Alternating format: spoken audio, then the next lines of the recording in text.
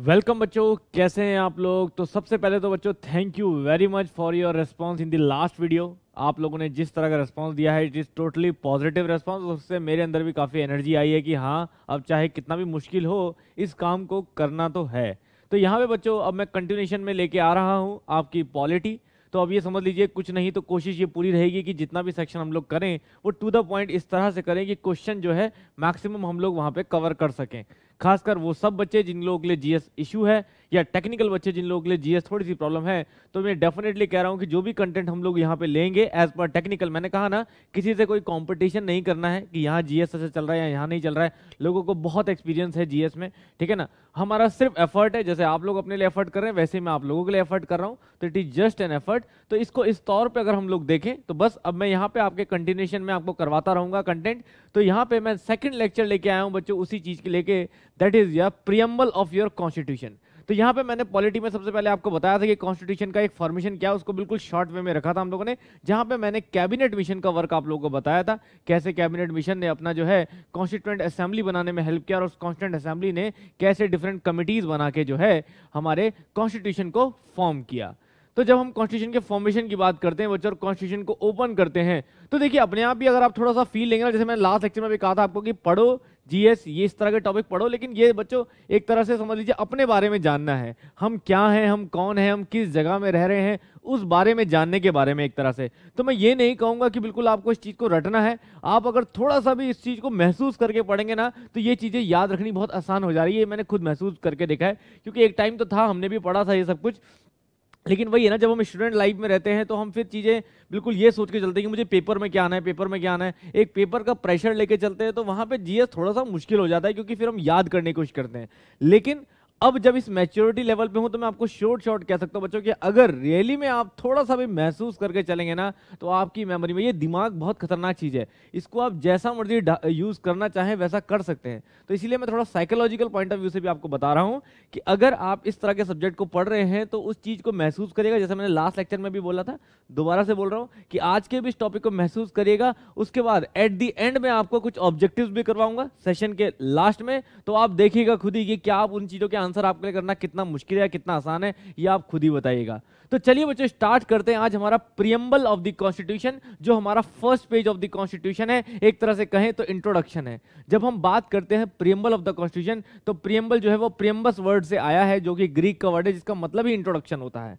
तो इंट्रोडक्शन मतलब यहाँ पे क्या है, तो ये समझ लीजिए, अब हम अपने रेफरेंस में बोलते हैं, किसी जीएस के दूसरे रेफरेंस में नहीं, हम अपने रेफरेंस में बोलते हैं कि मैकेनिकल इंजीनियरिंग के बारे में अगर मुझे समझाना है या मैकेनिकल इंजीनियरिंग की कोई कॉमन बुक के बारे में समझाना है तो मैं क्या बोलूंगा, ये किन के लिए है ये book, this is book for mechanical engineering. मतलब मुझे टाइटल लिखना पड़ेगा ना स्टार्टिंग में कि ये मैकेनिकल इंजीनियरिंग के लिए है, क्योंकि जब तक मैं लोगों को रिप्रेजेंट नहीं करूंगा कि किसके लिए बुक है, किसकी बुक है ये, तब तक वही बंदा सही उसको अप्लाई नहीं कर पाएगा, ठीक है ना। तो पहली बात यहाँ पे मेन पार्ट समझिए जो मैं बताना चाह रहा हूँ। तो मीन्स पहले ये जानना जरूरी है कि कोई चीज है, ये बुक है, तो ये किसके लिए है, ठीक है ना, पहली बात। दूसरी चीज है कि इस बुक का नेचर क्या है, मतलब ये बुक क्या, इस बुक से जो है, इस बुक में क्या करते हैं, मैकेनिकल इंजीनियरिंग करें तो मैकेनिकल के कंसेप्ट होंगे, सीधी सी बात है, ठीक है। दो चीजें, पहली बुक किसके लिए है, दूसरी चीज क्या है उसमें मैकेनिकल के कंसेप्ट है, तीसरी चीज इस बुक का ऑब्जेक्टिव क्या है, क्यों पढ़ाई जा रही है आपको, कि आप एक बड़े डिजाइन इंजीनियर बने, आप एरोनॉटिकल बने, आप ऑटोमोबाइल इंजीनियर बने, मतलब मैकेनिकल की फील्ड में कहीं आगे निकले। तो तीसरी चीज क्या हो गई कि आपको इस बुक से क्या ऑब्जेक्टिव, आपका क्या मिलने वाला है,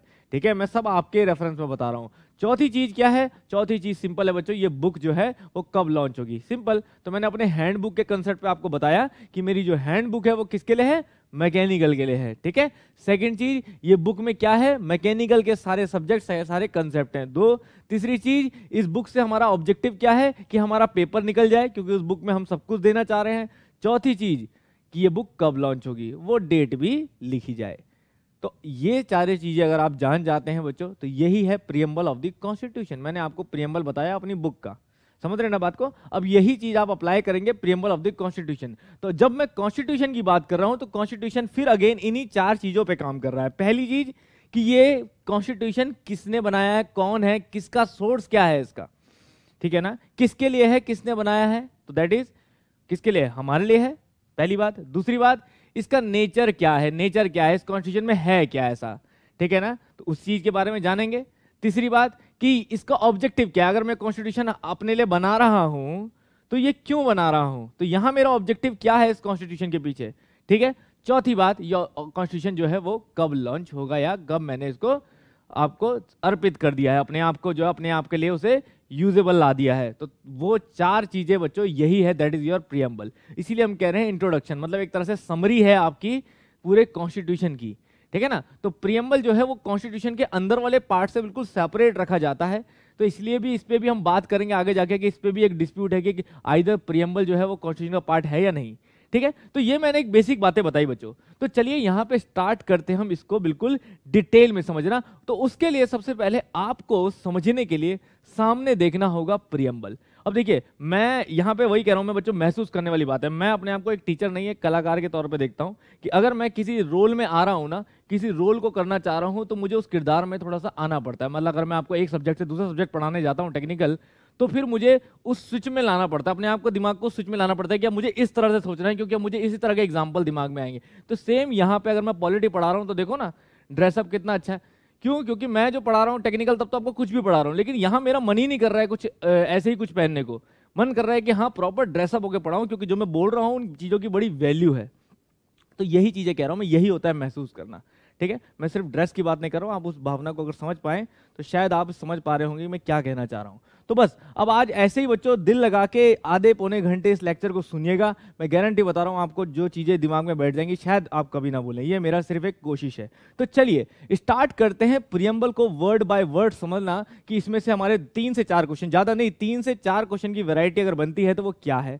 तो सबसे पहले मैं आपके सामने पेश करता हूँ एक प्रियम्बल का पिक्चर। तो ये रहा बच्चों आपका प्रियम्बल जो आप अपने स्क्रीन में देख सकते हैं, ठीक है। थोड़ा इज्जत से उसे देखें और मेरी बात को ध्यान से सुने। नाउ अब देखिए बच्चों, अब जब आप प्रियम्बल को देख रहे हैं तो एक चीज ध्यान रखिएगा, सबसे पहले मैंने जो 4 बातें बताई उस पर वापस आता हूं मैं, that is the preamble of the constitution. उस प्रियम्बल के बारे में मैंने क्या बोला, इस प्रियम्बल में 4 चीजें हैं। पहली चीज, the first thing we have is the source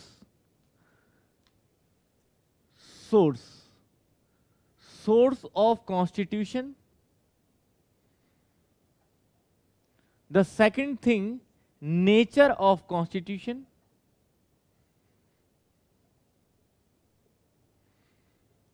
Third thing, that is objectives of constitution.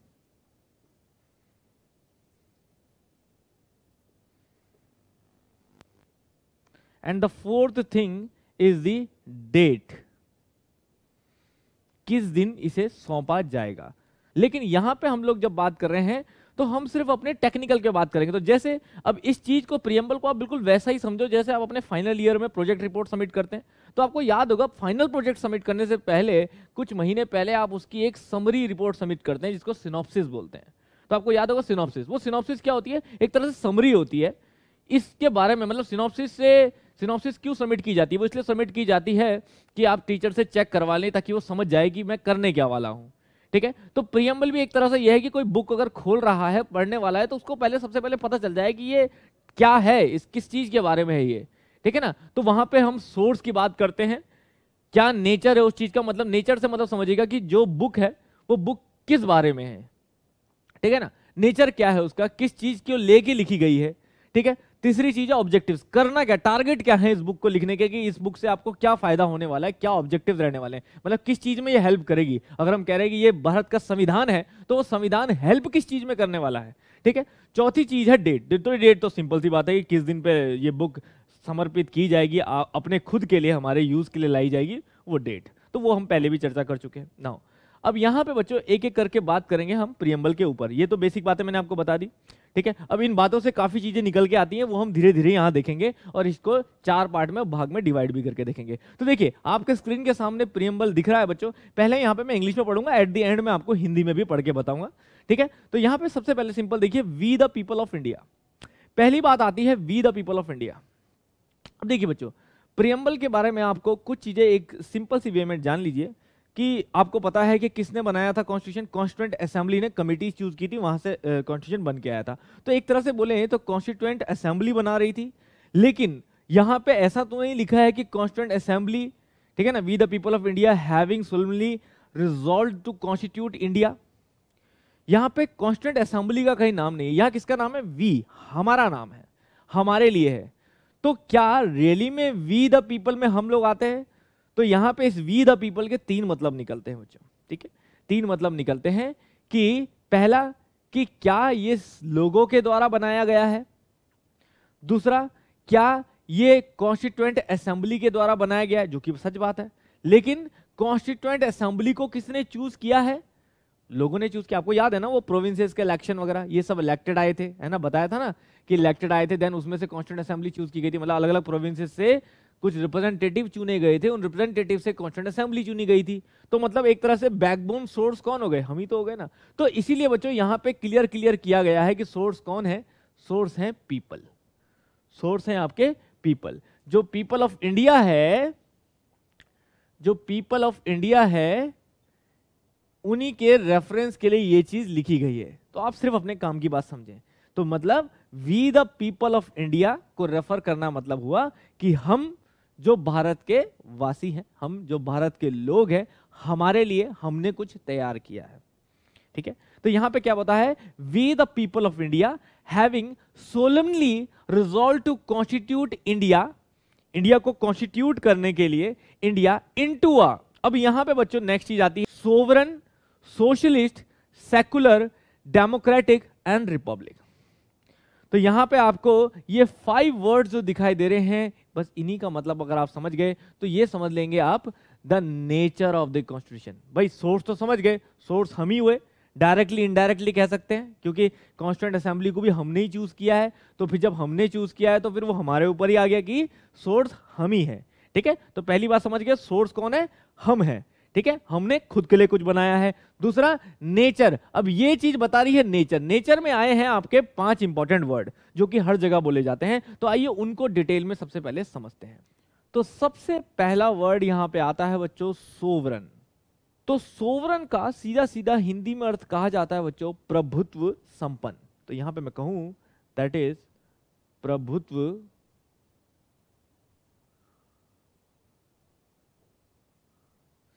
संपन्न। नाउ अब इसका सिंपल लैंग्वेज में देखो, हम तो इस दौर में है ना पढ़ाई के, ना हमारी इंग्लिश अच्छी हो रही है ना हमारी हिंदी अच्छी हो रही है, ना हमें सोवरन समझ आ रहा है ना हमें प्रभुत्व संपन्न समझ आ रहा है। तो हम तो यहां आ गए बीच में बिल्कुल, ठीक है ना? तो चलिए, तो इसलिए एक नई लैंग्वेज हमारे लिए क्रिएट हुई है, लेमैन लैंग्वेज, आम आदमियों की बोली। तो चलिए इसको आम आदमियों की बोली में समझते हैं। सोवरन मतलब होता है बच्चों, सोवरन और संपन्न मतलब होता है कि ये समझ लीजिए एक तरह से आप उस स्टेट में हैं कि सारे राइट्स आपके पास हैं, मतलब आपके पास पूरी की पूरी अथॉरिटी है, पोजीशन है, आपसे ऊपर कोई नहीं है। कहने की बात यह है, अब देखो यहां पे मैं आप जो बोल रहा हूं ना, आप किसके लिए है? वो सरकार के लिए नहीं है, वो हमारे लिए है। मतलब देखो सरकार हमने चुनी है ना, तो रेफरेंस तो सारा हम पे आएगा। देखो सरकार कुछ गलत करती है तो हम ही गलत हैं क्योंकि हमने चुना है। तो ये स्टार्टिंग में कॉन्स्टिट्यूशन से ही चल रहा है। तो अगर हम सरकार को किसी चीज के लिए ब्लेम कर रहे हैं तो एक तरह से ब्लेम हम खुद को ही कर रहे हैं, क्योंकि देखो कॉन्स्टिट्यूशन में भी बार बार आप ही को बोला गया है कि आपने चुना है, ठीक है ना? तो पीपल ऑफ इंडिया, क्योंकि सरकार कोई और थोड़ी ना है, सरकार भी तो हम ही से बनी है ना। तो कोई गवर्नमेंट है जो आज की डेट में कुछ नीतियां बना रही है, वो भी हमसे ही बनी है, तो वो भी पीपल ऑफ इंडिया में ही आते हैं। तो इसीलिए यहाँ पे सीधा सीधा कोई गवर्नमेंट या आम पब्लिक, इस पे कभी भी डिफरेंस कॉन्स्टिट्यूशन या इस तरह के गवर्नमेंट डॉक्यूमेंटेशन में आपको नहीं दिखाई देगा। यहाँ सीधा सीधा बोला जाएगा कि यू। तो यहाँ पे यू और वी की जब बात आ रही है वो हमारी बात है, तो इसलिए खुद पे लेके चलिएगा इस बात को। तो यहाँ पे हम कह रहे हैं कि सारे राइट, सारे अधिकार आपके पास हैं। तो यहां पे सारे अधिकार से मतलब है कि अगर हमारे देश में, हमारी कंट्री में कोई इंटरनल मैटर हो या फिर कोई एक्सटर्नल मैटर हो, मान लीजिए कोई इंटरनल अफेयर है या किसी दूसरी कंट्री के साथ कोई फॉरेन अफेयर है, दोनों में सारी जिम्मेदारी, सारे डिसीजन लेने की पावर हमारी होगी। कोई दूसरी कंट्री हमें सिर्फ सलाह दे सकती है, वो भी वो देना चाहे तो, हम ले ना ले वो हमारी मर्जी है। तो मतलब अपने आप को हमने पूरे वर्ल्ड में बिल्कुल फ्री कर रखा है कि हम किसी के दबाव में नहीं है। क्योंकि एक टाइम पे आपको याद है कि डोमिनियन स्टेटस इंडिया का था, ठीक है ना? लेकिन पूर्ण स्वराज की मांग इसलिए हुई थी क्योंकि हमें क्या है, कंप्लीट अथॉरिटी चाहिए थी अपने पास, है ना? ऐसा नहीं है कि हमारे ऊपर कोई है और हमें कहीं रिपोर्ट करनी पड़ती है, नो, हम फ्री हैं, ठीक है ना? इसका वर्ड का जिक्र अभी आगे भी होगा। तो सोवरन मतलब होता है the complete authority is in your hand, आप इंडिपेंडेंस में हैं, आपके ऊपर कोई अथॉरिटी नहीं है, यू आर अबव ऑल। समझ आ रही बात? तो you are a whole sole authority, ठीक है ना? इसीलिए प्रभुत्व संपन्न, प्रभु हैं आप, ठीक है ना? आप जो है, ठीक है, मेरे वर्ड मीनिंग पे मत जाना बच्चों, मैं सिर्फ समझाने के तौर पे बोल रहा हूँ ताकि आपको याद रहे। तो you are a full authority, ठीक है, जैसे आपका घर पे आपका हक होता है, तो सेम वही वाली बात है, उस देश में आपका हक है। यहाँ पे कोई भी बाहर का, अब देखिए यहाँ पे एक दो पॉइंट आते हैं बच्चों कि ठीक है आप समझ गए कि आपका पूरा हक यहाँ पे है, लेकिन दो पॉइंट आते हैं कि जब उस टाइम पे बात आई 1949, तो you are the member of Commonwealth, क्योंकि कॉमनवेल्थ नेशंस में ऐड करा था, जिसके हेड कौन है, ब्रिटिश क्राउन। तो अगर इंडिया कॉमनवेल्थ मेंबर बनता है, मींस पहले मैं, चलो मैं लिख तो थोड़े बहुत पॉइंट दूंगा, पहले समझ लो। तो यहाँ पे ये पॉइंट भी आते हैं कि अगर इंडिया कॉमनवेल्थ का नेशंस का पार्ट है, जिसके हेड जो है ब्रिटिश क्राउन है, तो क्या हमारी सोवरेनिटी यहाँ पे डिस्टर्ब होती है, मतलब हमारी सोवरेनिटी क्या दिक्कत करती है, क्या हम अभी भी उतने वो राइट्स वाले माने जाते हैं क्योंकि हेड कोई और है? तो बच्चों बिल्कुल यहाँ पे सोवरेनिटी जो है वो अफेक्ट नहीं करती है। क्यों?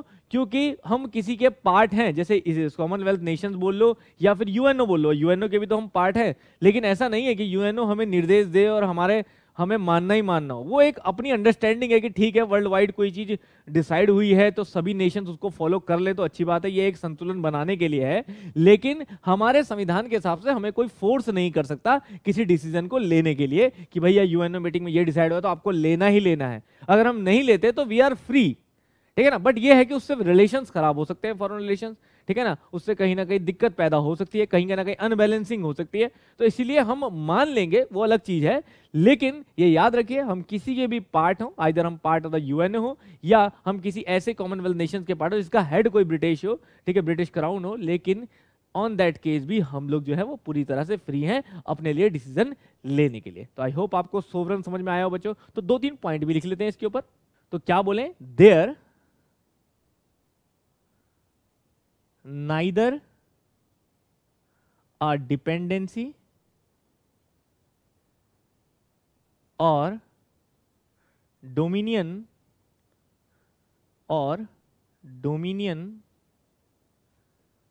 of any other nation,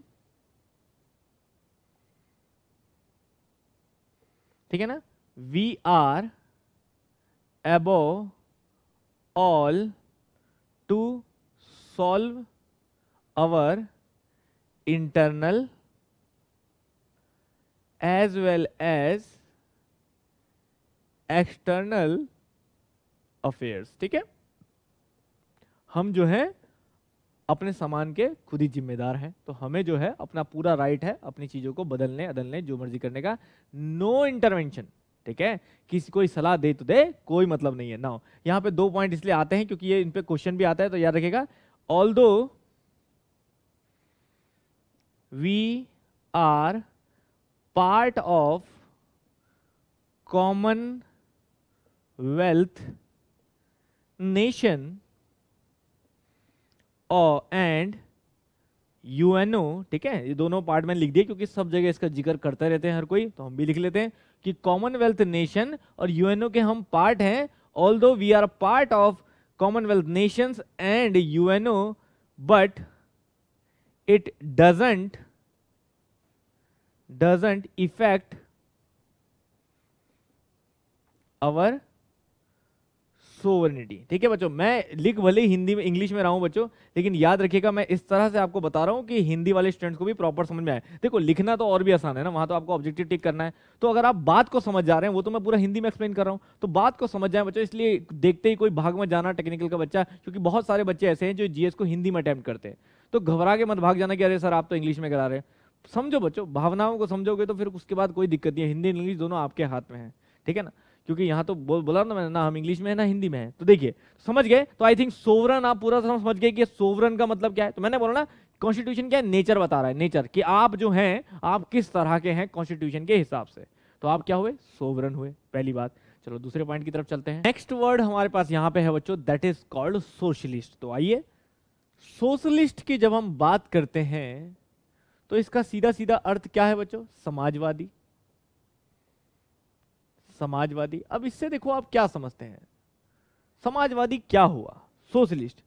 तो सोशलिस्ट वर्ड, पहले तो इसमें एक सबसे पहला क्वेश्चन जो सबसे इंपॉर्टेंट है वो ये है कि क्या सोशलिस्ट वर्ड पहले से कॉन्स्टिट्यूशन में स्टार्टिंग से था? तो याद रखिएगा बच्चों, नहीं। यहाँ पे ये वर्ड जो है वो बाद में ऐड किया गया है इन वर्ड्स के अंदर, मतलब इन नेचर के अंदर सोशलिस्ट नेचर बाद में ऐड किया गया है। तो ये जरूर सबसे मतलब मेरे को लगता है मोस्ट इंपॉर्टेंट क्वेश्चन है। अगर मैंने इस चीज के ऊपर 30-40 क्वेश्चन भी देखे हैं तो 6-7-10 बार कम से कम यही क्वेश्चन पूछा है कि कौन से अमेंडमेंट, अमेंडमेंट मतलब होता है जिसमें हम चेंज ला सकते हैं। अमेंडमेंट मतलब चेंज ओवर करना, कुछ नया करना, कुछ चेंज करना, उसको अमेंडमेंट बोलते हैं। तो अमेंडमेंट हम कोई करा है तो उस अमेंडमेंट के अंदर जो है ये वर्ड ऐड किया गया है, तो वो कौन सा अमेंडमेंट है आपसे पूछा जाता है। तो याद रखिएगा, this word is added, this word was added by 42nd amendment 1976। 19 बहुत इंपॉर्टेंट अमेंडमेंट है बच्चों ये, क्योंकि इससे रिलेटेड इतनी चीजें पूछी जाती हैं तो काफी सारी चीजें जो हैं वो इसी अमेंडमेंट के अंदर आती है। तो 42nd अमेंडमेंट 1976 के अंडर इसमें एक नया वर्ड ऐड किया गया था हमारे प्रियम्बल में, दैट इज कॉल्ड सोशलिस्ट। तो पहला क्वेश्चन तो यही हो गया। अभी क्वेश्चन भी लूंगा मैं आखिरी में। सेकंड क्वेश्चन आपसे ये पूछा जाता है कि क्या सोशलिस्ट का जिक्र पूरे कॉन्स्टिट्यूशन में पहले भी कहीं रहा है, मतलब अगर हमने जब ऐड नहीं भी किया था तब भी कहीं इसका जिक्र था। तो याद रखिएगा बच्चों, अभी हम आगे जाके पढ़ेंगे डायरेक्टिव प्रिंसिपल्स में इसका जिक्र पहले ऑलरेडी था। तो याद रखिएगा, it's already been considered in directive principle. ठीक है ना, इन सब चीजों का मतलब बाद में समझ में आएगा, प्रिंसिपल्स ऑफ कॉन्स्टिट्यूशन। ठीक है, सिंपल। और कोई हमसे डेप्थ में क्वेश्चन पूछ रहा है, जिसके चांस तो उतना ज्यादा नहीं है, लेकिन कोई डेप्थ में पूछ रहा है तो वो ये पूछ सकता है कि किस डेट में अडॉप्ट किया गया था ये वर्ड। तो ये देखिए 76 वाले अमेंडमेंट में लाया गया था और अडॉप्ट किया गया था ये हमारा 1977 में। ठीक है, तो एक ईयर बढ़ा दीजिएगा। अडॉप्टेड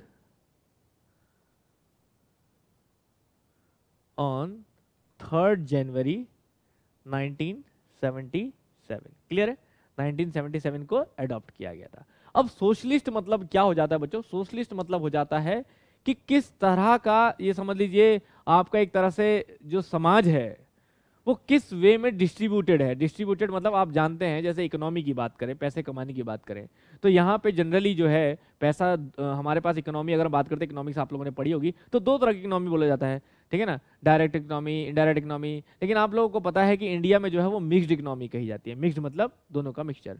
तो यहाँ पे हमारे पास मिक्स्ड इकोनॉमी होती है। तो जनरली अगर बिल्कुल शॉर्ट वे में देखें बच्चों, तो सोशलिस्ट जो होता है वो दो तरह का होता है, एक डेमोक्रेटिक और एक कम्युनिस्ट। ये वर्ड आप बहुत ज्यादा देखोगे कि गवर्नमेंट ये वर्ड बहुत यूज करती है, कम्युनिस्ट। खासकर जो गवर्नमेंट के खिलाफ जाता है उसको कम्युनिस्ट थ्योरी वाला कहा जाता है, क्योंकि ये कार्ल मार्क्स की थ्योरी कही जाती है। ठीक है ना, ये कार्ल मार्क्स की थ्योरी होती है कम्युनिस्ट वाली। तो ये बहुत ज्यादा वर्ड यूज किया जाता है कि भाई ये तो मार्क्स थ्योरी वाला है, कम्युनिस्ट है। ठीक है ना, लेकिन डेमोक्रेटिक होता है जिसको बोलते हैं एक तरह से गांधी एंड नेहरू थ्योरी। ठीक है ना, Gandhian and Nehru type theory, ये थ्योरी। तो याद रखिए बच्चों, इंडिया में जो फॉलो की जाती है वो डेमोक्रेटिक टाइप ऑफ सोशलिस्ट है, सोशलिज्म है। ठीक है, ये कुछ किस तरह का हो गया, एक एग्जांपल आप समझ सकते हैं। जैसे कि कोई कंपनी है, प्राइवेट कंपनी है, तो प्राइवेट कंपनी जो है वो काम किस तरह से करेगी, अपना मेन प्रॉफिट देख के करेगी। मतलब जिस चीज की डिमांड हो या जिस पे प्रॉफिट ज्यादा हो वो काम करना चाहेगी। लेकिन यहाँ पे गवर्नमेंट क्या है, भले ही मान लीजिए किसी तबके को कोई पर्टिकुलर चीज चाहिए, लेकिन वो तबका बहुत कम है, मतलब कम लोगों का है, तो ये समझ लीजिए उस तबके के लिए जो है वो चीजें बेनिफिशियल नहीं कराई जा रही है, मतलब उसको प्रोवाइड नहीं कराई जा रही है। क्यों? क्योंकि वो बहुत कम तबका है, वहाँ जो चीज यूज होती है वो बाकी जगह नहीं होती है, तो कंपनियां उसे बना रही हैं। लेकिन इंडिया में ऐसा नहीं है ना, इंडिया में डेमोक्रेटिक है। डेमोक्रेटिक मतलब गवर्नमेंट क्या करेगी, गवर्नमेंट के ऐसे पीएसयूज वगैरह आप देखते हो, गवर्नमेंट क्या करती है, पीएसयूज वगैरह करती है, मतलब हमारे पब्लिक सेक्टर जिनको बोलते हैं हम लोग, कि प्राइवेट कंपनीज के साथ कोलैब करके चलती है, तो वहाँ पे क्या है कि गवर्नमेंट अपनी नीतियाँ भी लेके चलती है कि हाँ आपको पर्टिकुलरली लोगों हर तबके के लोगों को ख्याल रखना पड़ेगा। मान लीजिए किसी की अमाउंट कम भी है या कहीं रिक्वायरमेंट कम भी है, तो वहाँ के लिए भी चीज़ें जो हैं वो तैयार की जाती हैं। मतलब हर तबके, डेमोक्रेटिक यही तो हुआ, लोगों के लिए ना, तो हर तबके का ख्याल रखा जाता है। तो we are a democratic socialist. हम क्या कहलाएंगे? डेमोक्रेटिक सोशलिस्ट कहलाएंगे। चाहे तबका कोई कितना भी, जैसे आप देखते हैं कि हर आबादी होती है, ठीक है ना, या आदिवासी देखते हैं आप कि किसी पर्टिकुलर जगह में किसी पर्टिकुलर आदिवासी है तो बहुत कम होगा ना, लेकिन गवर्नमेंट उनके लिए भी प्रॉपर चीजें प्रोवाइड कराएगी ना, उनके लिए भी कोशिश की जाएगी कि वहां पे भी गवर्नमेंट नीतियों का लाभ मिले। तो ये इस तरह से जो सर्कल क्रिएट किया जाता है डिस्ट्रीब्यूशन का, उसे हम सोशलिस्ट कहते हैं। तो एक तरह से ये भी क्या नेचर बता रहा है, मैं बता रहा हूं ना, कॉन्स्टिट्यूशन का नेचर पहला नेचर क्या था कि सोवरन, कि आप पे मेन अथॉरिटी है। दूसरा सोशलिस्ट, आप सोशलिस्ट हैं, मतलब आप डेमोक्रेटिक वे में चलेंगे। क्लियर है? समझ आ रही बात? अभी डेमोक्रेटिक अलग से भी वर्ड आपको दिख रहा है उसमें, ठीक है ना, उसके बारे में बात करेंगे। तो मोटा मोटा ये समझ लीजिए कि यहाँ पे कोई भी नीतियां इस तरह से तैयार होंगी कि हर तबका उसका लाभ ले सके, ठीक है ना, हर अपॉर्चुनिटी हर एक तबके को मिल सके। कुछ इस तरह की चीज को हम लोग कहेंगे, that is called socialist. Third हम बात करते हैं, तो अगला वर्ड आता है हमारे पास। अगला वर्ड यहाँ पे आता है बच्चों secular. That is also very important, secular. और सेक्युलर वर्ड आप लोगों ने बहुत जगह सुना होगा, जिसको हम बोलते हैं पंथ निरपेक्ष।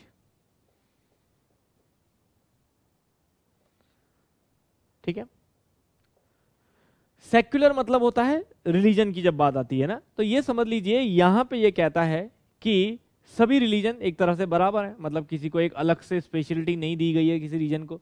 तो यहां पे जब हम बोलते हैं कि सेक्युलर, तो एक नेचर ये भी शो करता है कि यहां पे, अब याद रखिए बच्चों, यहां पे भी सेम क्वेश्चन आता है कि क्या सेक्युलर वर्ड, सबसे पहला क्वेश्चन, क्या सेक्युलर वर्ड पहले से कॉन्स्टिट्यूशन में था, प्रियम्बल में प्रेजेंट था? नहीं।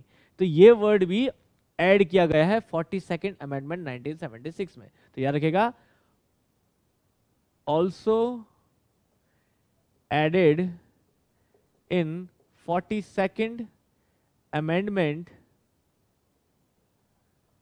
1976। ठीक है, तो ये भी 3 जनवरी 1977 में अडॉप्ट किया गया था। ठीक है, मतलब ऐड किया गया था सिस्टम में, उसमें लिखा गया था। तो याद रखिए सेक्युलर मतलब यह है कि आप जो है फ्रीली अपने अपने रिलीजन, जो है जो भी आपका रिलीजन है उसकी प्रैक्टिस कर सकते हैं। मतलब कोई स्टेट किसी रिलीजन के नाम से नहीं जानी जाएगी कि ये स्टेट है, तो आपने कहीं सुना होगा कि ये इस रिलीजन की स्टेट है या उस रिलीजन की स्टेट है। हर स्टेट में आपको मिक्स दिखेंगे लोग। तो यहाँ पे इंडिया का ये भी इंडिया का एक नेचर ही शो करता है, जिसको हम बोलते ही हैं कि हमारे यहाँ जो है आपके थोड़ी थोड़ी दूरी में जो है भाषाएं बदल जाती हैं, रिलीजन बदल जाते हैं लोगों के। तो यहाँ इससे बेनिफिट भी है बहुत कुछ, और कई बार थोड़ा सा दिक्कत भी होती है, लेकिन उसका कोई इलाज नहीं है। वो तो सिंपल सी बात है कि ये फ्रीडम है सबको कि अपने अपने रिलीजन, क्योंकि कई कंट्रीज ऐसी भी हैं बच्चों जहाँ आप देखते हो जहाँ रिलीजन प्रैक्टिस नहीं कर सकते, मतलब आप ओपनली जो है वो अपने अपने धर्म का जो है प्रचार नहीं कर सकते, अपने अपने धर्म को जो है आप उसके लिए कुछ स्पेशल कुछ क्रिएट नहीं कर सकते, कुछ मना नहीं सकते, अपने धर्म को सेलिब्रेट नहीं कर सकते अपने धर्म को, ठीक है ना, ओपनली सबके आगे। ठीक है ना, तो ऐसे से हमारा जो है वो ठीक उलट है, यहाँ फ्रीडम है अपने अपने धर्म का प्रचार करने की, अपने अपने धर्म का प्रैक्टिस करने की। तो ये क्या हुआ, सेक्युलर हुआ। ठीक है, तो जैसे हमने बोला कि ये वर्ड बाद में ऐड किया, तो यहाँ पे भी आपसे सेकंड क्वेश्चन क्या पूछता है वो, क्या सेक्युलर का भी जिक्र कहीं ऑलरेडी पहले कॉन्स्टिट्यूशन में पहले था, मतलब इस यहाँ प्रियम्बल में ऐड करने से पहले था? तो बिल्कुल बच्चों, ये भी जो है प्रियम्बल में ऐड करने से पहले फंडामेंटल राइट्स में ऑलरेडी प्रेजेंट था। आपने सुना भी होगा freedom to religion, freedom of religion, है ना, कि अपने अपने रिलीजन को प्रैक्टिस करने की फ्रीडम। तो ये आर्टिकल नंबर, तो यहाँ पे 2-3 क्वेश्चन इधर उधर के भी एक्स्ट्रा कवर हो जाएंगे आपके, that is already present in fundamental rights. हमारे मौलिक अधिकारों में ये ऑलरेडी प्रेजेंट था, फंडामेंटल राइट्स में प्रेजेंट था। किसमें? आर्टिकल 25-28 लगभग है, 25 to 28, अभी आगे हम पढ़ेंगे और डिटेल में। इनमें फ्रीडम ऑफ रिलीजन जो है वो ऑलरेडी प्रेजेंट था। समझ रहे ना? तो ये तो आसानी से समझ में आ रहा है कि नेचर क्या शो कर रहा है। तो 3 नेचर हो गए, एक सोवरन, आपको पूरा अधिकार है, सोशलिस्ट, आप जो है वो लोगों के लिए टोटल क्रिएट करेंगे वहां पे चीजें, मतलब जो भी होगा वो लोगों में बटेगा पूरा बराबर, इस तरह से होगा। ठीक है ना। तीसरी चीज, मतलब जो भी वही है कि आपने क्या किया, गवर्नमेंट क्या कर रही है, कुछ भी कमाई हो रही है तो गवर्नमेंट उसको सब में बराबर डिस्ट्रीब्यूट कर रही है, सबके लिए कर रही है, वाली चीज है ना। तो ये मौलिक अधिकार है, मतलब एक तरह से मौलिक अधिकार यहाँ पे बोले। और ये फ्रीडम ऑफ रिलीजन क्या है, मौलिक अधिकार तो है ही है, लेकिन यहाँ पे हमारे क्या है, प्रियम्बल में भी प्रेजेंट है कि वी आर सेक्युलर, हम क्या है, सेक्युलर। मैंने कहा ना, दिमाग में रखिएगा, नेचर, हमारा ही नेचर बता रहे हैं ये, ठीक है, समझ आ रही बात, कि हम ऐसे हैं और ऐसा होना चाहिए। आइडियल सिचुएशन तो यही कहती है, ठीक है। आप किसी के धर्म को हानि नहीं पहुंचा सकते, आप हर एक का धर्म की अपनी अपनी जो है वो रिस्पेक्ट मेंटेन रखेंगे, तो वही चीज़ है, हर एक को आज़ादी है उसको उसके बारे में बात करने की, उसके बारे में प्रचार करने की, तो ये चीज़ है, ठीक है। नेक्स्ट आता है बच्चों हमारे पास डेमोक्रेटिक, ठीक है। अब यहाँ पे कई बच्चों को कंफ्यूजन हो जाता है सोशलिस्ट में कि सर वहाँ पे भी तो डेमोक्रेसी का यूज़ किया, मतलब डेमोक्रेटिक सोशलिज्म आपने बताया था। डेमोक्रेटिक सोशलिज्म मैंने डिस्ट्रीब्यूशन के हिसाब से बताया था बच्चों। अब यहाँ पे समझो, डेमोक्रेटिक जब हम बोलते हैं, डेमोक्रेटिक जब हम बोलते हैं तो इसका मतलब हो जाता है लोक तंत्र, तंत्रात्मक, सही लिखा, लोकतंत्रात्मक, ठीक है, डेमोक्रेटिक। और डेमोक्रेसी आप लोग जानते हो, सभी किताबों के स्टार्टिंग में लिखा रहता है ये कि डेमो प्लस क्रेसी से मिलके बना है, ठीक है। डेमो मतलब पीपल और क्रेसी मतलब रूल, तो लोगों का रूल। तो यहाँ पे जो डेमोक्रेटिक वर्ड यूज किया गया वो इसलिए नहीं है कि कुछ बराबर डिस्ट्रीब्यूट करा जाए लोगों पे, ठीक है ना, इसलिए नहीं है, इसलिए सोशलिस्ट अलग है और डेमोक्रेटिक अलग वर्ड है। डेमोक्रेटिक का यहाँ मतलब है कि पावर आपके हाथ में है, मतलब भाई जैसे हमने पहले बात की थी कि संविधान बनाया कॉन्स्टिट्यूएंट असेंबली ने, लेकिन कॉन्स्टिट्यूएंट असेंबली को पावर किसने दी संविधान बनाने की, आपने, क्योंकि आपने लोग चुने हैं वो। तो आज की डेट में भी सेम चीज है कि लॉ बिल कौन बना रहा है, पार्लियामेंट बना रहा है, लेकिन पार्लियामेंट कहाँ से आई है, आपने ही चुना है, आपके बीच से ही आई है लोग, ठीक है। आपके मोहल्ले से कोई मोहल्ले के अध्यक्ष चुने गए, उसके बाद वो विधायक बने, ठीक है ना। तो जैसे जैसे डिफरेंट डिस्ट्रीब्यूशन है, अब ये नीचे नीचे को आते जाएं तो अलग अलग डिस्ट्रीब्यूशन है, ठीक है ना, पार्षद से लेके फिर ऊपर ग्राम प्रधान, फिर पंचायत, ये सब अलग अलग लेवल पे अलग अलग डिस्ट्रीब्यूशन है। तो इसी डिस्ट्रीब्यूशन की तरफ अगर हम चलते रहे तो एक तरह से क्या हुआ है, आपसे ही शुरू हुआ है और आपसे ही जो है वो बढ़ता गया है आगे और उस पावर तक पहुंचा है जो कि हम प्राइम मिनिस्टर या प्रेसिडेंट कह सकते हैं। तो ये सारी पावर कहां से आई है, आपसे आई है, बस कुछ डायरेक्ट है कुछ इनडायरेक्ट है, ठीक है ना। तो यहां पे याद रखिएगा बच्चों, हम कहते हैं दैट इज लोकतांत्रिक तंत्रात्मक जो है वो दो तरह का होता है, एक डायरेक्ट होता है, एक इनडायरेक्ट होता है।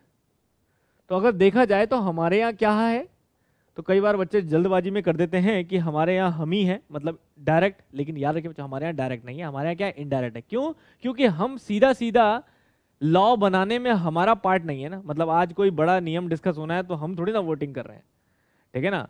हमने जो रिप्रेजेंटेटिव चुने हैं अपने लिए, है ना, हमने जो रिप्रेजेंटेटिव चुने हैं अपने लिए वो कर रहे होंगे, हमें उन पे फेथ रखना है, ठीक है, उन पे पूरी तरह से ट्रस्ट है हमारा कि वो सही कर रहे होंगे, भगवान जाने, लेकिन है तो है, संविधान तो यही है, ठीक है ना। तो इसीलिए इनडायरेक्ट जो है हम उस पे हैं, ठीक है ना, in which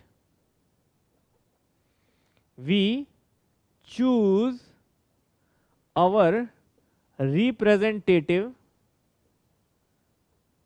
as a head of state and they take part in law and policy making for us, ठीक है, अपनी लैंग्वेज में लिखा है मैंने, ठीक है, in which we choose our representative as a head of state and they take part in law and policy making, मतलब हम अपने रिप्रेजेंटेटिव चूज करते हैं और तब वो पार्ट रोल प्ले करते हैं लॉ मेकिंग में, समझ आ रही बात, क्लियर है।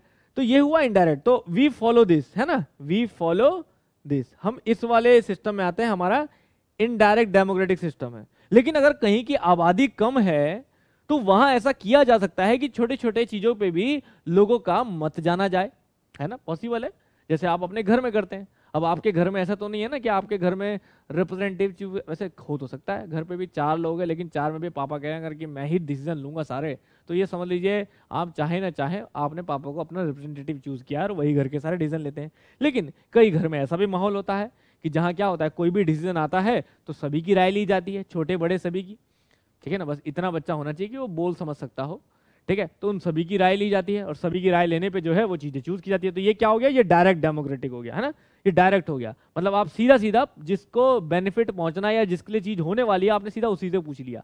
तो ऐसा यहां पॉसिबल नहीं है, इतनी 130 करोड़ से ऊपर की आबादी में पॉसिबल नहीं है, लेकिन जहां कम है वहां पॉसिबल है। तो कुछ कंट्रीज ऐसी भी हैं बच्चों जहां डायरेक्ट डेमोक्रेटिक पॉसिबल है, जैसे बड़ी फेमस रहती है सभी जगह लिखा हुआ स्विट्जरलैंड, ठीक है।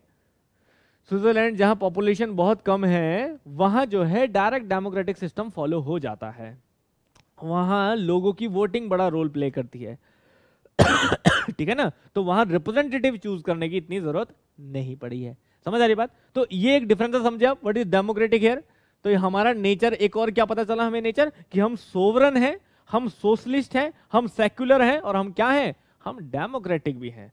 हम जो है हमेशा अपने अच्छे से अच्छा रिप्रेजेंटेटिव चूज करेंगे। बस दिक्कत यह है कि हम रिप्रेजेंटेटिव चूज वही करते हैं जो हमारे सामने होते हैं, ठीक है ना। मतलब आज के सिनेरियो में बोल रहा हूँ, ये मैं कॉन्स्टिट्यूशन से हट के बात बोल रहा हूँ, अपनी भड़ास बोल रहा हूँ, कि आज की डेट में हम रिप्रेजेंटेटिव उनको चूज करते हैं जो खुद रिप्रेजेंटेटिव बन के आया हमारे सामने, कि मैं हूँ जी तुम्हारा रिप्रेजेंटेटिव। हमने नहीं चूज किया था, लेकिन हमारे सामने रिप्रेजेंटेटिव आया कि मैं ही हूँ तुम्हारा रिप्रेजेंटेटिव। या फिर ये है किसी दूसरे को दिखाएंगे तो वो उससे बदतर है, तो फिर लगता है हमें कि नहीं यही सही है, तो हम सीधा सीधा फॉलो अप कर लेते हैं। समझ आ रही बात? क्लियर है? समझ आई बात? तो दैट इज कॉल्ड लोकतंत्रात्मक। तो हम लोकतंत्रात्मक वाले हैं, ठीक है, वो भी इनडायरेक्ट। क्लियर है? ये क्वेश्चन है सीधा सीधा, याद रखेगा। समझ आ रही बात? नाउ अगला वर्ड क्या है बच्चों यहाँ पे हमारे पास?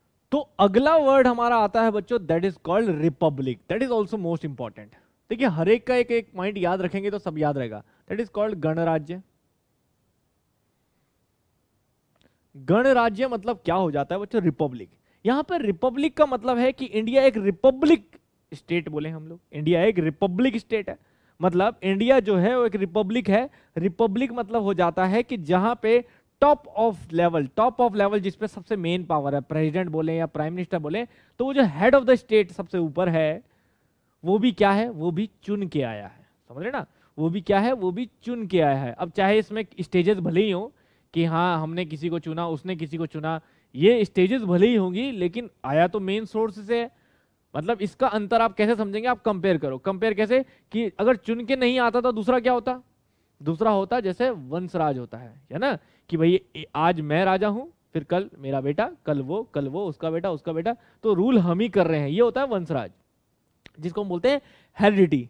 तो ये हेरिडिटिकल सीक्वेंस नहीं चलता है यहाँ पे, ठीक है ना। तो हमने क्या बोला, रिपब्लिक है, तो यहाँ कभी भी हेरिडिटिकल सीक्वेंस नहीं चलेगा। बाय डिफॉल्ट हो सकता है कि किसी का लड़का उतना काबिल और वो भी चुन के आ जाए, वो आएगा, लेकिन आएगा चुन के, ठीक है। ऐसा नहीं होगा कि कोई बोले मैं आज रिटायर हो रहा हूँ इस प्रेसिडेंट के पद से या प्राइम मिनिस्टर के पद से, चल भाई आप इसके बाद जो है मोहन राज्य करेगा मेरा छोटा वाला लड़का।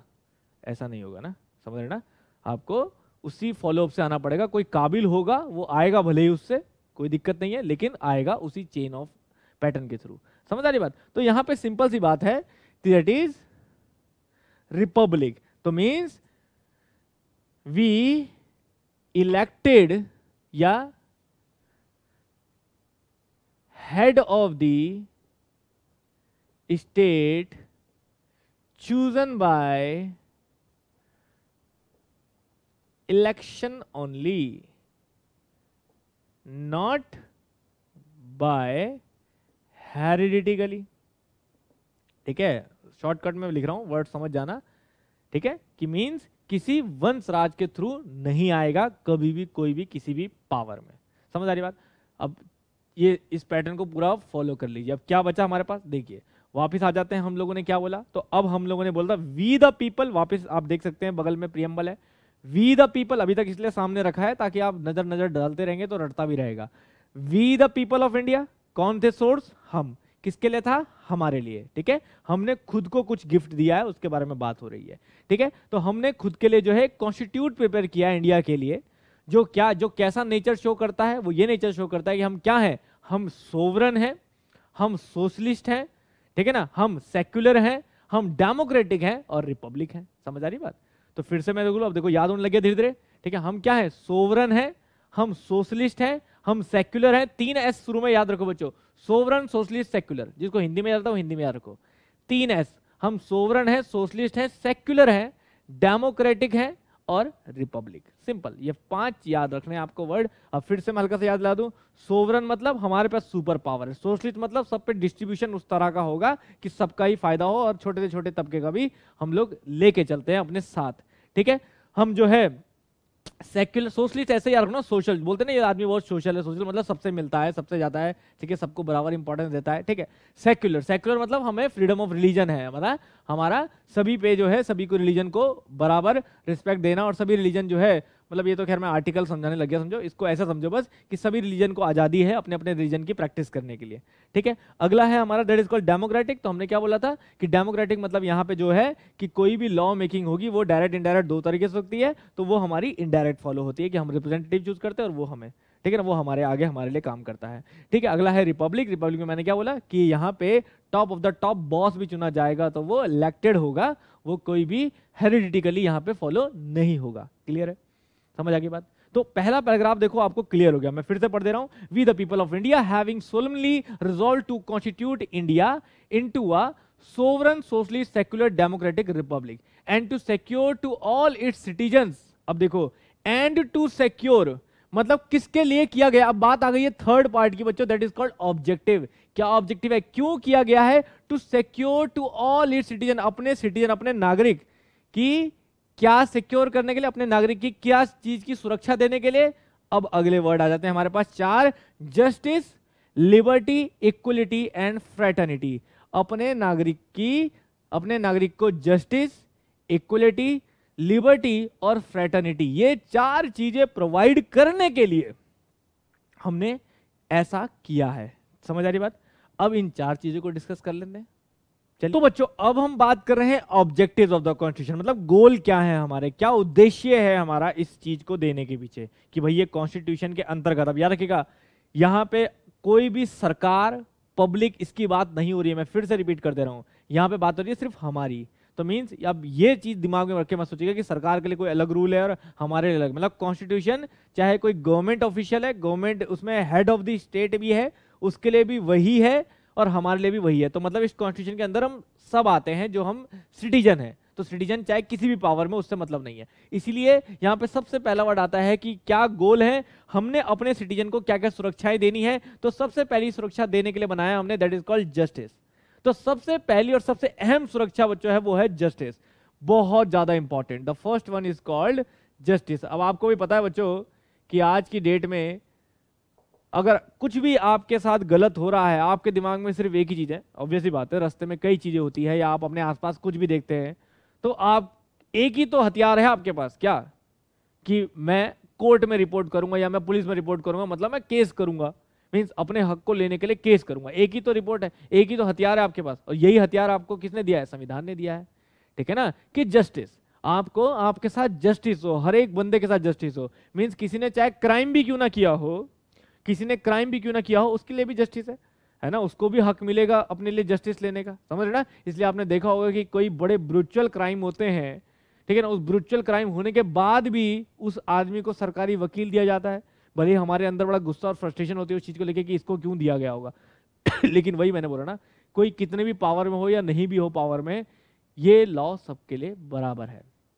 तो वो जस्टिस जो है वो सबके लिए बराबर है कि सबको वो हक दिया जाएगा कि वो अपनी बात तो रख सके एटलीस्ट। तो याद रखिए जस्टिस तीन तरह के बच्चों सामने आप देख सकते हो, सोशल, इकोनॉमिकल एंड पॉलिटिकल। तो याद रखिएगा, सोशल, आपको सोशल जस्टिस भी मिलेगा, इकोनॉमिक जस्टिस भी मिलेगा और पॉलिटिकल जस्टिस भी मिलेगा। तो इसका मतलब हो जाता है, थोड़ा टेढ़ा टेढ़ा जा रहा है मेरा लिखना, सोशल, इकोनॉमिकल एंड पॉलिटिकल। ध्यान से समझो बच्चों, तीनों का अंतर भी समझ लेना साफ साफ नाम से। सोशल जस्टिस मतलब समाज में आपको सबको जो है, चाहे वो किसी भी स्पेशल कोई जात पात किसी भी चीज के रिस्पेक्ट में, उसको अलग से कोई प्रिविलेज नहीं मिलेगी। ठीक है, ऐसा नहीं है कि ये सोशली ज्यादा समृद्ध है तो इसको ज्यादा पावर मिल रही है या ज्यादा उसको कुछ अलग से मिलेगा, कुछ नहीं। कॉन्स्टिट्यूशन के हिसाब से सबको बराबर का जस्टिस मिलेगा।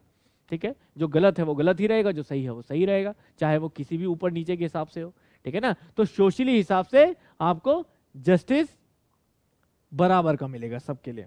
ठीक है, इकोनॉमिक मतलब कि अगर कोई बहुत अमीर है, ठीक है ना, या कोई बहुत गरीब है, समझ आ रही बात, कोई बिल्कुल नाम तो किसी का लेना ठीक नहीं है पर आप समझ सकते हैं, कोई बहुत अमीर, कोई बहुत गरीब, ठीक है, समझ आ रही बात। हम पैसों के रिस्पेक्ट में बात कर रहे हैं, या सोच से हो सकता है वो गरीब वाला बहुत अमीर हो, तो सोच की बात नहीं कर रहे हैं हम, सिर्फ पैसों की बात कर रहे हैं, सिर्फ इकोनॉमिकल कंडीशन के हिसाब से अगर कोई ऊंच नीच है किसी दो लोगों के बीच में, तो आज की डेट में हम कह सकते हैं कि इस पे पावर ज्यादा है, ये अपने आप हिसाब से चीजों को मैनिपुलेट कर सकता है। लेकिन संविधान तो ये नहीं कहता है। अगर वो कोई मैनिपुलेट हो रहा है तो वो भी गलत है, वो भी क्राइम के अंदर आएगा। तो संविधान तो ये कहता है कि इकोनॉमिक बिल्कुल बराबर जस्टिस होगा, मतलब इकोनॉमिक जस्टिस के हिसाब से रिच इक्वल टू पुअर है, ठीक है ना। तो इसमें मतलब आपकी इकोनॉमिकल कंडीशन डिपेंड नहीं करती है इस चीज पे कि आपको जस्टिस में कोई फेवर मिलेगा। समझ आ रही बात, ठीक है। पॉलिटिकल जस्टिस यह है, पॉलिटिकल में भी जस्टिस आपको देने का मतलब है कि सबके लिए बराबर अपॉर्चुनिटी है।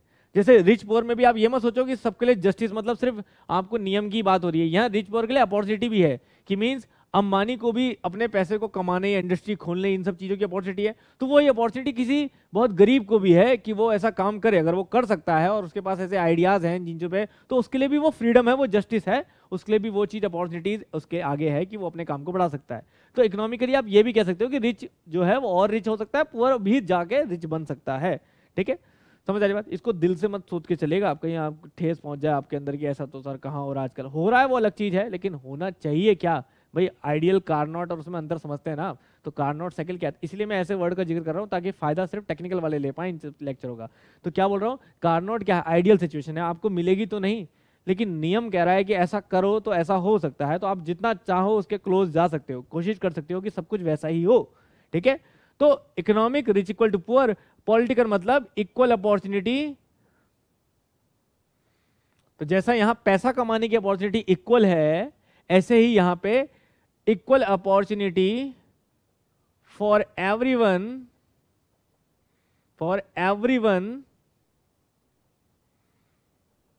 टू टेक पार्ट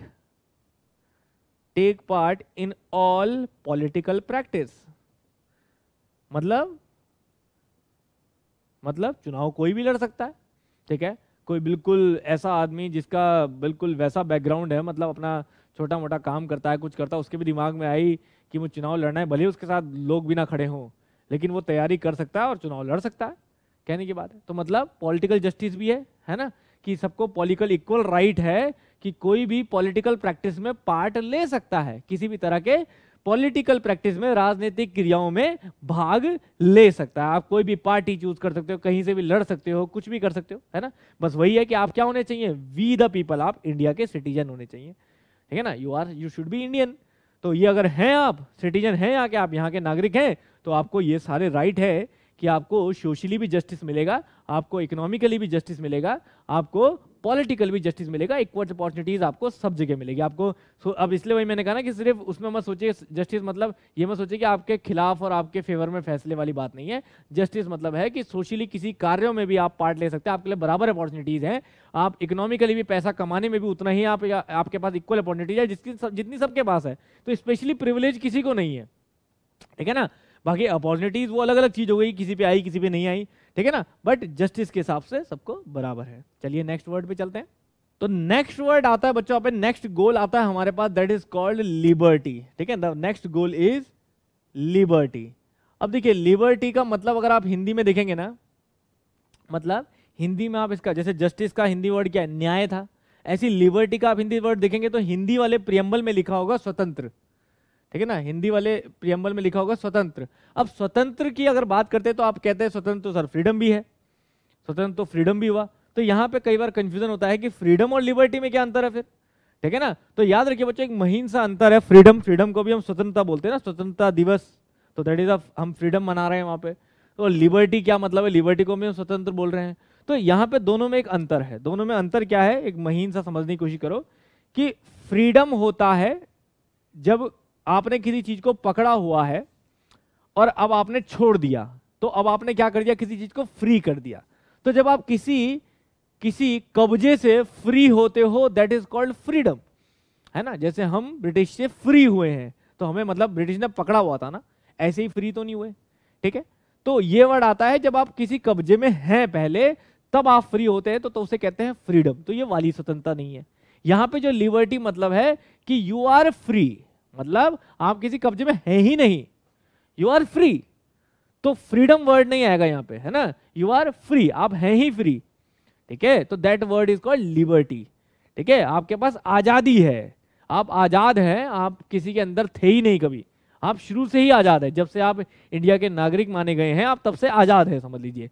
तो ये आपको आजादी क्या दी, किस चीज की आजादी दी गई है, तो अब देखो उसके आगे लिखा है आजादी ऑफ थॉट, जो मर्जी सोचो, आजादी ऑफ एक्सप्रेशन, जो इसमें तो बड़ा झगड़ा चल रहा है आजकल, कोई एक्सप्रेस करता है, कोई चिढ़ जाता है, कोई कुछ होता है तो बोलते हैं फ्रीडम एक्सप्रेशन है, एक्सप्रेशन है। तो यही है बच्चों, इसी की दुहाई सब लोग देते हैं, that is called liberty of expression.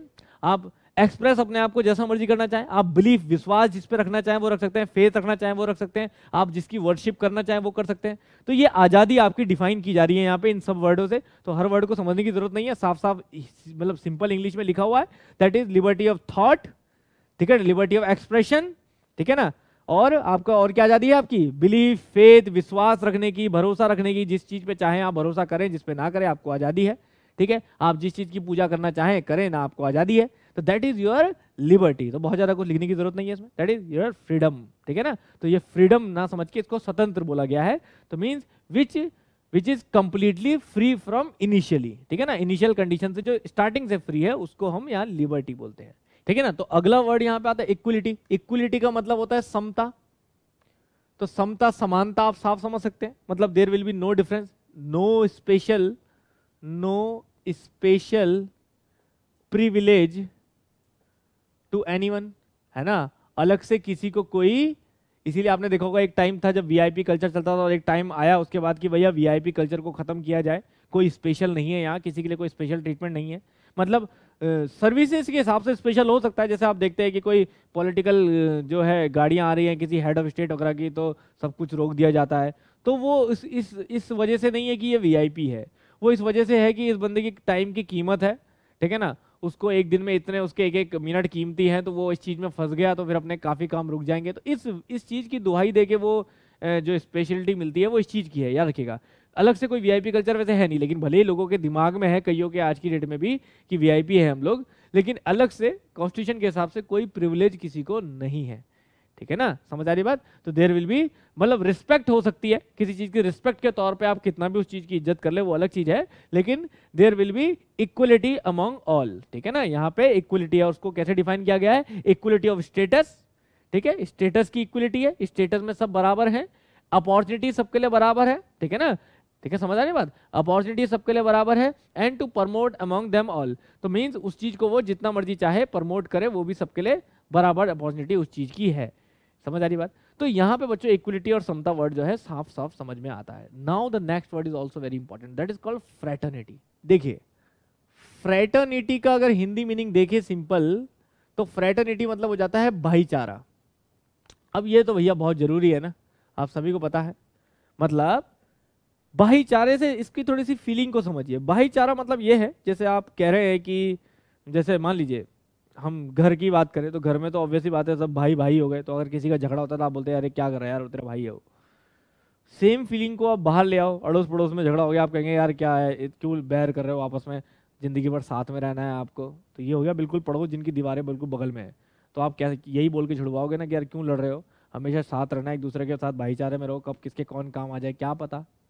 इसको थोड़ा और बड़ा कर दो तो धीरे धीरे क्या होगा कि एक सिटी के लोग हो गए कि भैया हमेशा यहीं रहना है, हमारा पहाड़ है, हमने हमेशा यहीं रहना है, भैया हम सब भाईचारे से रहते हैं। और ये बड़ी वैसी बात है बच्चों, मैं आपको बताऊं कि गाँव की तरफ, विलेजेस की तरफ ये आपको फ्रेटर्निटी ज़्यादा अच्छी दिखाई देती है, ठीक है ना, क्योंकि विलेजेस में क्या होता है कि लोग शुरू से बाय बर्थ वहाँ पे रहते हैं एक साथ, तो उनके बीच में भाईचारा आपको ज़रा दिखाई देगा। जो लोग गाँव में रहते हैं वो लोग बहुत अच्छी तरह से जानते हैं कि वहाँ जो है अगर कई घर छोड़ के भी कोई होगा तो वो भी अपना कुछ चाचा ताया काका कुछ लगता होगा, तो वहाँ भाईचारा आपको बड़ा कॉमनली देखने को मिलेगा। वहाँ जरूरी नहीं है कि भाईचारे के लिए कोई ब्लड रिलेशन हो, लेकिन शहरों में ये चीज़ बड़ी लुप्त हो जाती है। क्यों? क्योंकि वहाँ पे अलग अलग कम्युनिटी से लोग आते हैं और उसके पीछे कई कारण हैं। एक कारण ये भी है for the purpose of safety, लोग एक दूसरे से ज़्यादा मिलते जुलते नहीं है कि बल्कि पता चला कल के दिन किसी ने किसी को धोखा दे दिया।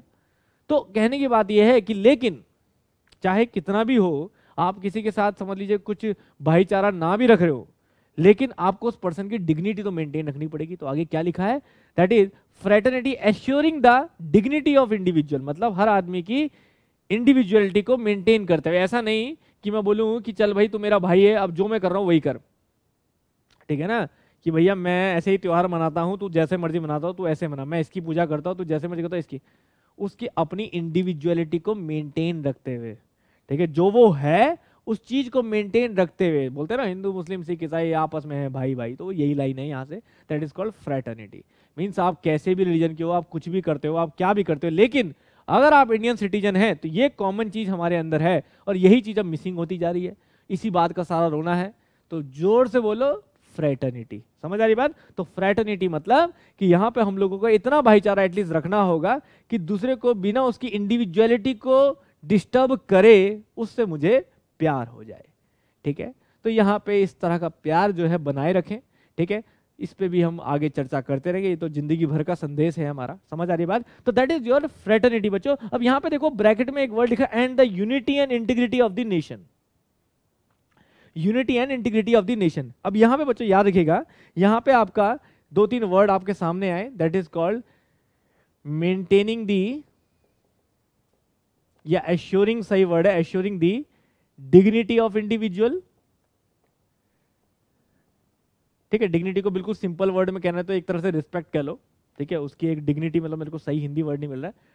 ठीक है ना, डिग्निटी मतलब बोलते हैं ना डिग्निटी मेंटेन रखना, मतलब अपनी इज्जत मेंटेन रखी है, तो उसकी इज्जत मेंटेन रखते हुए maintain the dignity of individual. और दूसरा है यूनिटी एंड इंटीग्रिटी। तो याद रखिए बच्चों, एक और वर्ड यहाँ पे आता है जिसको बाद में ऐड किया गया है, इंटीग्रिटी ऑफ नेशन। तो याद रखिए ये इंटीग्रिटी ऑफ नेशन जो है, ये वर्ड भी इस प्रियम्बल में बाद में ऐड किया गया under 42nd added under 42nd amendment 1976। तो आपको यहां पे 3 चीजें समझ में आई कि यहां पे 3 वर्ड ऐसे थे जिनको जो है 42nd अमेंडमेंट में ऐड किया गया है। एक हमने क्या बोला था, that is your socialist, secular, and the third one is your integrity of the nation. ठीक है ना, तो यहाँ पे यूनिटी एंड इंटीग्रिटी का सीधा सीधा अर्थ समझ में आता है बच्चों, एकता और अखंडता देश की, है ना। तो मतलब ये सब आपको मेंटेन रखनी है। तो देश की एकता और अखंडता के लिए आप आपस में क्या करेंगे, भाईचारा बना के रखेंगे। वही वाली बात है, जिंदगी भर से दूरदर्शन समझाता आ रहा है। एक पुराना ऐड आपको याद होगा, एक लकड़ी उठाई टूट गई, 2 लकड़ी उठाई टूट गई, सारी लकड़ी उठाई टूट। कब से दूरदर्शन बता रहा है, तो वो कॉन्स्टिट्यूशन के हिसाब से बता रहा था कि भैया एकता में ही बल है। समझ आ रही बात? तो दैट इज कॉल्ड फ्रेटर्निटी। अब यहाँ पे मैं दोबारा से इन सब वर्ड्स का जिक्र करना चाहूंगा बच्चों। यहाँ पे हमने बोला क्या क्या गोल है हमारे इस कॉन्स्टिट्यूशन को लेके, justice, equality, liberty and fraternity, है ना।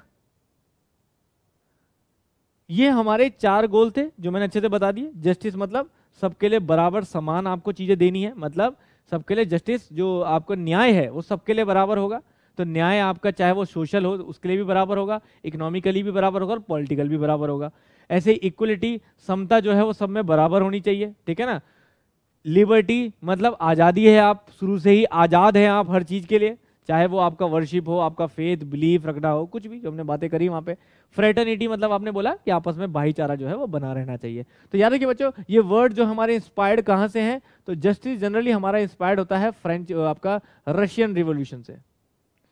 ठीक है, रशिया में रिवॉल्यूशन चला था, वहाँ पे इन वर्ड्स का जिक्र हुआ था, ये वर्ड्स ऐड हुए थे, तो वहाँ से ये इंस्पायर्ड है। सिर्फ इंस्पायर्ड बाय लिख सकते हैं आप, इंस्पायर्ड बाय। ठीक है ना, ये लिए गए लिए नहीं गए वो बात अलग है, लेकिन इंस्पायर्ड बाय, ठीक है, मीन्स वहां से हम लोग को ये सुनने में आया है, इसको करेंगे। तो ऐसे ही यहाँ पे हमारा जब ये आता है, ये तीनों वर्ड, तो ये आता है इंस्पायर्ड बाय फ्रेंच रिवॉल्यूशन, बहुत फेमस है फ्रेंच रिवॉल्यूशन, तो वहां से ये वहां से इंस्पायर्ड है। तो ये वर्ड को एक तरह से आपको सोर्स पता चलता है कि कहाँ से ये चीजें सुनी गई हैं।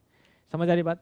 जैसे प्रियम्बल जो है वो प्रियम्बल कहाँ से, तो हमसे पहले कई कंट्रीज हैं जिन्होंने प्रियम्बल ऐड किया था, स्पेशली हमारी अमेरिका, वहाँ पे जो है प्रियम्बल ऐड किया था, तो उसका आप इंस्पिरेशन वहीं से कह सकते हैं कि जो प्रियम्बल का इंस्पिरेशन वहीं से आया। किसको आया इंस्पिरेशन, तो याद रखिए बच्चों ये भी इंपॉर्टेंट है कि हमारे पास प्रियम्बल जो है वो किसने दिया था, किसने उस आइडिया को प्रेजेंट किया था, दैट इज जवाहरलाल नेहरू।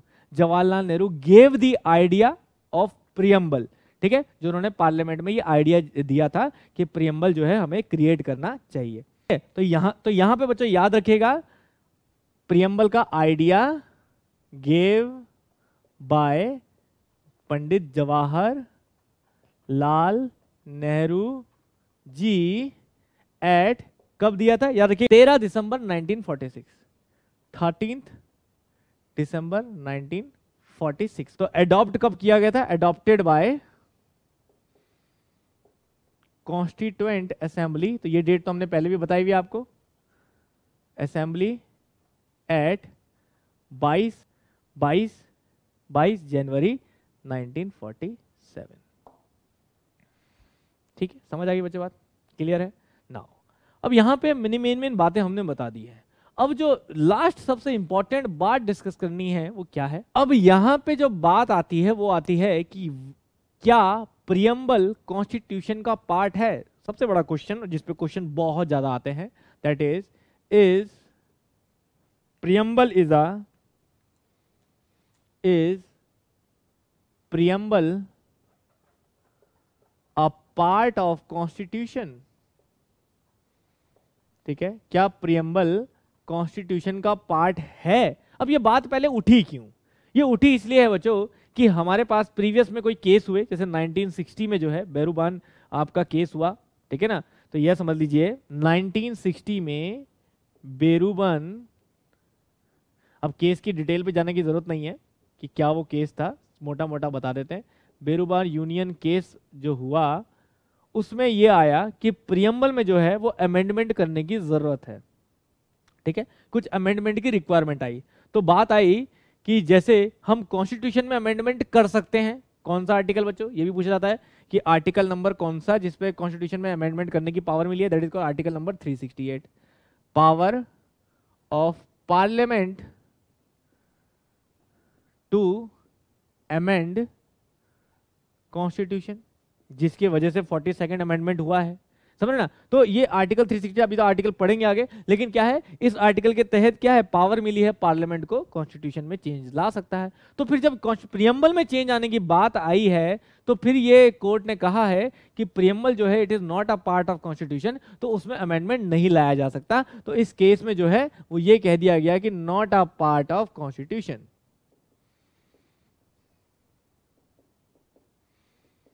ठीक है, इस केस में पूरी बात सुन लेना, यहीं से वीडियो मत बंद कर देना, सारा आंसर गलत हो जाएगा। ठीक है, not a part of constitution. ठीक है, लेकिन उसके बाद नेक्स्ट केस हुआ बच्चों इन 1973, नेक्स्ट केस आपका हुआ इन 1973। केस का नाम पूछा जाता है कई बार Keshavananda Bharati versus state of Kerala.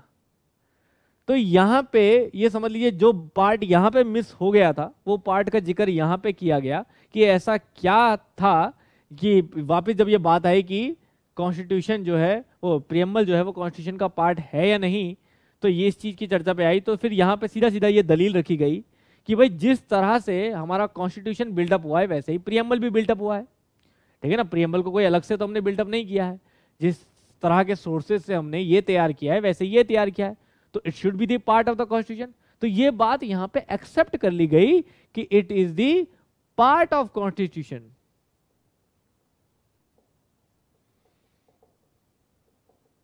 समझ आ रही बात?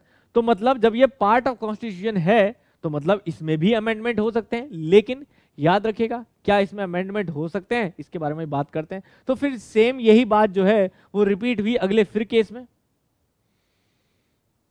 तो 1995 में LIC ऑफ इंडिया के केस में ये बात जो है वो दोबारा से रिपीट हुई और वहां पे फिर वही हुआ कि चाहे इस केस के रेफरेंस से बोल लो कि it is a part of constitution, it is a part of constitution.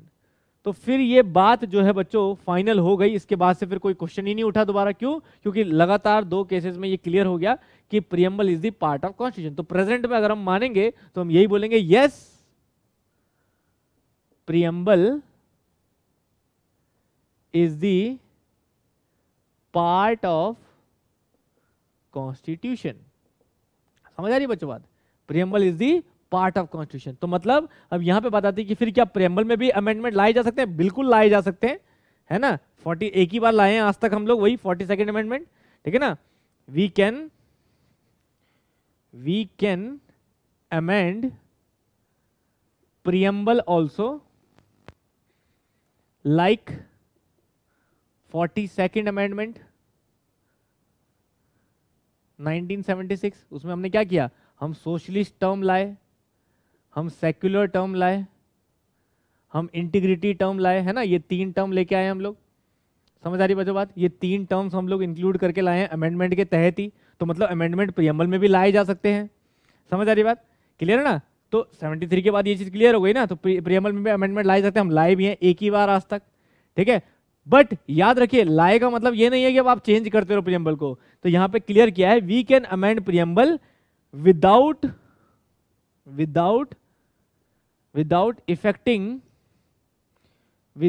Affecting its basics, ठीक है ना।